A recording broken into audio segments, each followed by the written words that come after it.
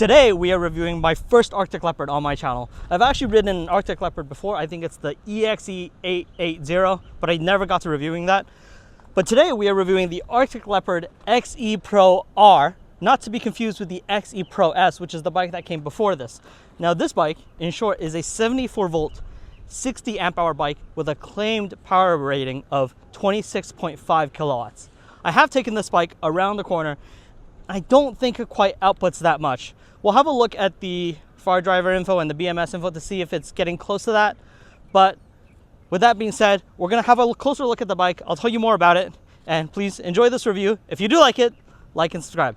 So the XE Pro R comes with a stock 21 and 18 rear, which is unlike any bike, I think, that comes stock in this category. Keep in mind, the wheelbase of this bike is just a little bit shorter than the Ultra B, but longer than the Light B. And in terms of weight, it's rated at 79 kilograms, so it's just a little bit lighter than an Ultra B. On the cockpit of the bike, we have nibby grips, which are pretty decent actually, in my opinion. And then you have your controls here for your lights, your horn. I do have to say, the horn doesn't sound quite the best. It's a little bit dinky of a sound. You also have your parking button right here, which kind of start and stops the bike, as well as your Ultra B brakes. But these are not actually your legitimate Ultra B brakes. These are actually the off-brand. A lot of people have been using this, but they are just, in terms of build quality, just a little bit more poor, but they are exactly a copy of the Ultra B brakes from Sur-Ron. Now, as we go down, we have a massive TNT display. I do actually think this display looks quite nice, and even in the sun right now, you can see it fairly well. And going back down here, now this is your mode selector, and also with this bike is a NFC key. So we can turn off the bike. When we turn on the bike here, you're prompted with a password, so you can set that password, or bada beam, and your bike is unlocked. So I like this because you can actually pop this into your pocket and it doesn't get in the way compared to a key. So that's kind of the front of the bike. Oh, also we have a copy of a Sur-Ron throttle. So on the front here is a KKE front fork, which comes with 250 millimeters of travel. Now, what I don't like about this is it's not hand adjustable. You need a flat head to bring with you on the trails to adjust this. On the back is a KKE rear fork. This has a suspension travel of 200 millimeters. Powering the XE Pro S is a far driver controller, which is not branded obviously as one, but we know it as a far driver controller, as well as a QS motor down here. All these three electric components will take this bike up to 100 kilometers an hour. The interesting thing about this motor is that it's actually direct drive. So if we have a look back here, there's no jack shaft. So it comes directly out, and this makes the bike ultra quiet. The website says direct drive. Technically it's not, it has a gear reduction, but their design removes the jack shaft like a typical Sur-Ron has. So there's less wear items, less maintenance, but it's still geared, not direct. So why does it say direct drive on all the websites? I'm guessing it's just because it's an easier term to understand. Yeah. Lock on a bike that's 26.5 kilowatts. What do you think? For the price point and the power, it really should have it, but if you're doing like street riding and stuff, like more chill basic riding, it's not really needed. But if you're doing a lot of off-roading and jumps and like places where you'll jump, tire will spin up and you slam back down and re-grip, you'll probably need a rim lock. And the throttle, if this camera will focus, this throttle is not a dual hall sensor throttle.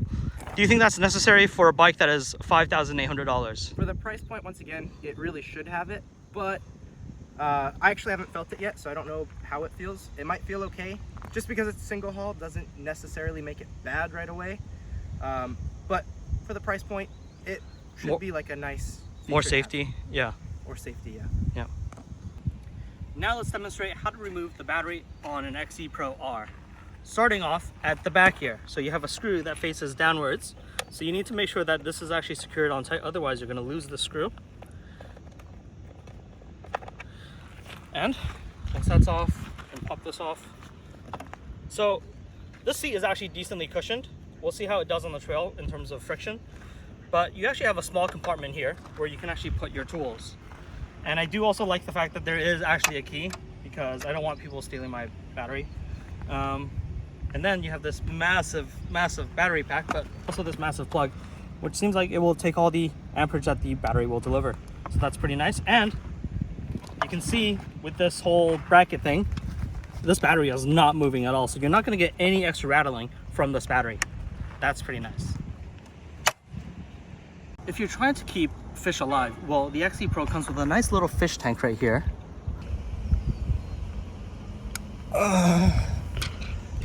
That's good. That's so good.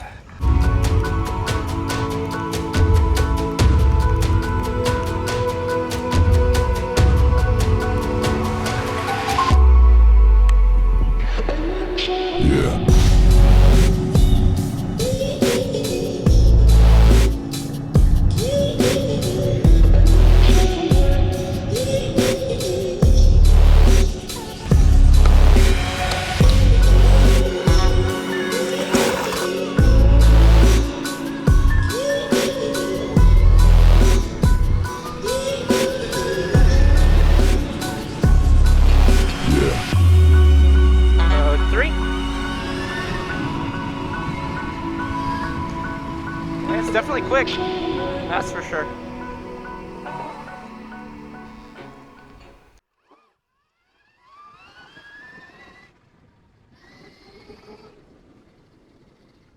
Oh, the knobbies do not want to be leaned over. Oh yeah, I can feel the front end does not want to feel stable in the turns on street.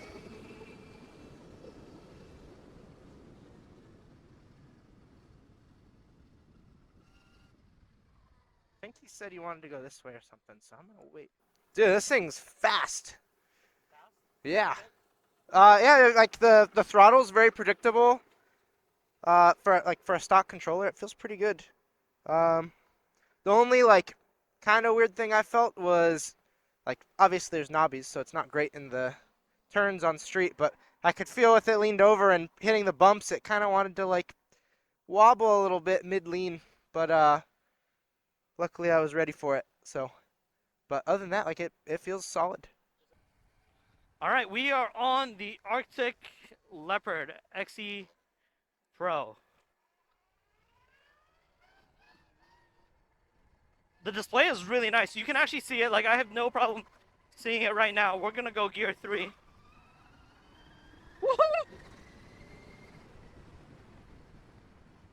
You can see the suspensions bouncing around. I wonder if we can adjust the... Well, I don't have a... You can. I don't have a wrench set, but... Let's go hit some jumps first.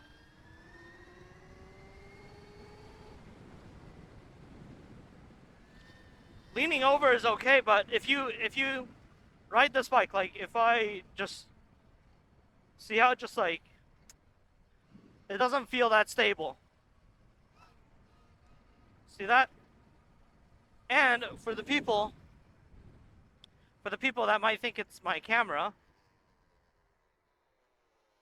something's grinding when I'm braking. Oh! My brake cable is... That's not good. Max. Yeah, it's okay leaned over. Yeah. It's also like the suspension's kind of stiff. Yeah, I know for the road. It feels kind of, also kind of sticky. Yeah. It's all right. I think maybe because you're lighter. Yeah. But I mean, there's a few jumps over there, and I think we can try out the shocks. Cool, yeah. So we'll go there first. We can test out the no... Also, how are we at 84 already? Yeah, I don't know either. How do we do the menu thing? I think we started at like 58 or 57, something like that. Sorry, And we're at 62. This is definitely one of the nicer displays on a bike. No, it's when it compresses, it like pushes it. So, and I think we're getting to the point where we're almost leaking, because it's getting greasy. Man, this horn is so dinky. It just doesn't sound like a horn that should come from a bike that's like 26.5 kilowatts. Oh, oh, that suspension is stiff. Girthy banana. Damn, you gotta feed it to me though? First class service. Damn, you bite down too fast.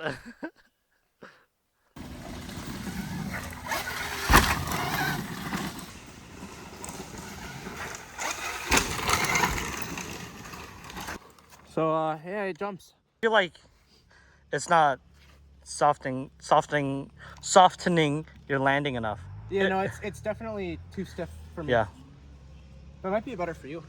One of the things I was going to talk about was how that they're using these Ultra B brakes to sense the e-brake to do regen, but it doesn't work all that well because the way that this voltage detection works is that it's either on or off. So you're either clicked in, which is full regen, or no regen at all. So obviously you can't feather it, so it works terribly.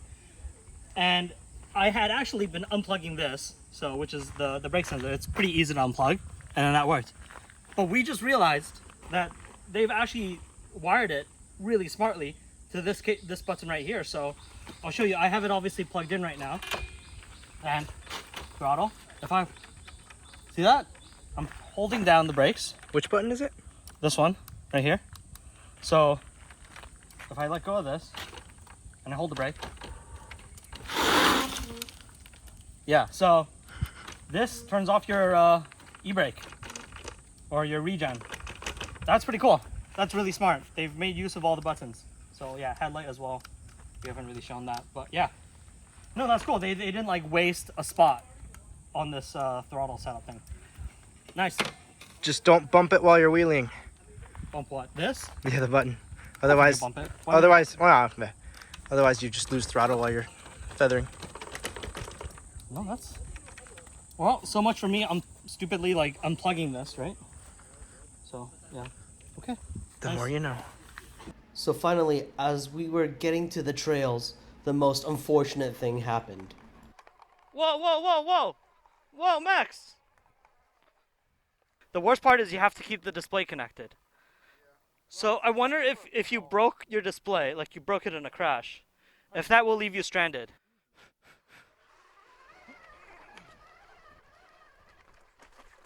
Ah! Ha! Not bad. I like these tires.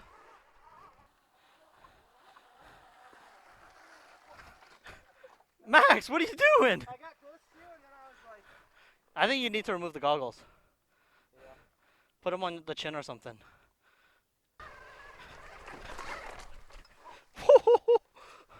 Literally slid in whiskey throttles. Which leads me to the next point that I don't like about this bike, and it's the fact that you can't tune the throttle, so there's not enough deadband for a scenario like this. Stay left, stay left. Stay left. Stay left. At this point, it's becoming quite obvious that despite Max being a pretty good rider, he's just not used to riding in China. We're at 73%. Doing fairly well. Pretty agile, great clearance. A little bit big for my liking, since I'm a shorter guy and I'm definitely not a experienced rider. But it's doing fairly well. I do want to see if I can connect it to the Far Driver app. I want more. See how twitchy it is. I need more deadband than that. This is literal proof that the rear fender, like mud shot up to my neck and down through my chest, and I can grab it with my hands. So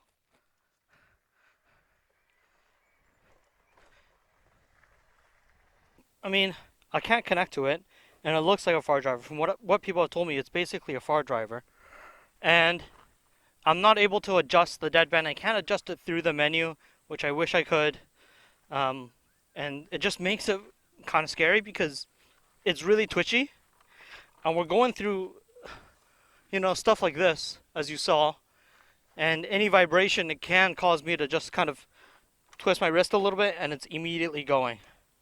So really have to be careful with that. Now keep in mind, you're paying $5,800 for a bike that has no app connectivity.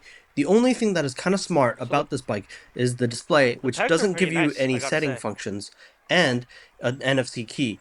But beyond that, They're you nice and can't grippy. adjust the controller at all. And that really sucks.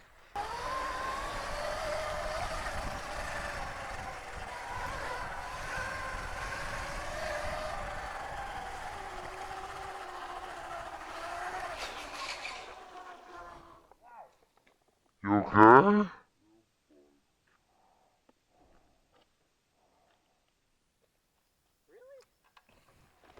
You slid out from there. You gassed.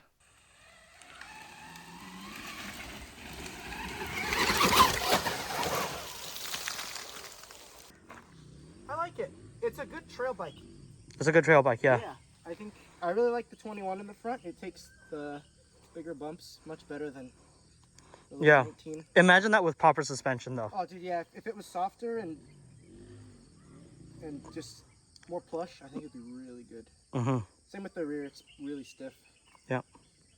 But What are we at for a range though? Because we started well with 50 something oh, it's 69.5. or 69.5. So we're like, okay, let's say 15 kilometers. Yeah. And we're at 61%. Yeah. Not very good, huh? No. And like off-road riding doesn't really. Yeah. In comparison, I'm at 79 volts on an 84 volt bike on a light B. Well, 72 nominal, right? Yeah, 72 nominal. Yeah. But I mean, this is 80, sorry. What is it? Is it 22? 88 volts. Full, yeah. Yeah, 88 volts full. Clearly, maybe not so good on range. Yeah. Then we decided to scale another mountain, which gave us an opportunity to properly test the headlight. Off. On. Yeah, that's pretty bright, eh? That's decent. Yeah. Hopefully the spread is good. It looks like it could be all right. Maybe Yeah. a little narrow. Better than no light. Oh yeah. All right, we're gonna get out of here. So you can see by the tune of the suspension that the front is moving quite well and it's quite plush. However, the rear is just a bit too hard and it's causing the entire bike to jerk just a little bit too much. It was a pleasure to test this bike out with Max on the new Arctic Leopard XE Pro R. And here are my final thoughts. Huge thanks to Vora Motors for sending this bike out to me. Now, keep in mind, Vora Motors did not tell me what to say about this bike. So obviously all the opinions about this bike is completely up to me. I have to say that the Arctic Leopard XE Pro R is a very good offering. I think stock 2118, that's a good setup. I wish the suspension was more soft. It's a nice seat. I do think the friction on this seat is plenty enough. I like the little compartment. The things I don't like are, well, the display falling off. Let's say, the range.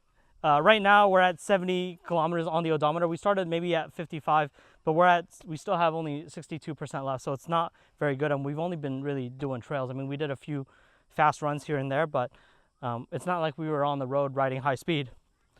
Overall though, this bike isn't bad, but I do expect more from something that is $5,800. If this is a bike that you're looking to get into for trail riding, I think it would be a perfect option for you. I'll leave a link down below. And thanks for watching my review of the Arctic Leopard XE Pro R. I'll see you guys in the next one. Peace.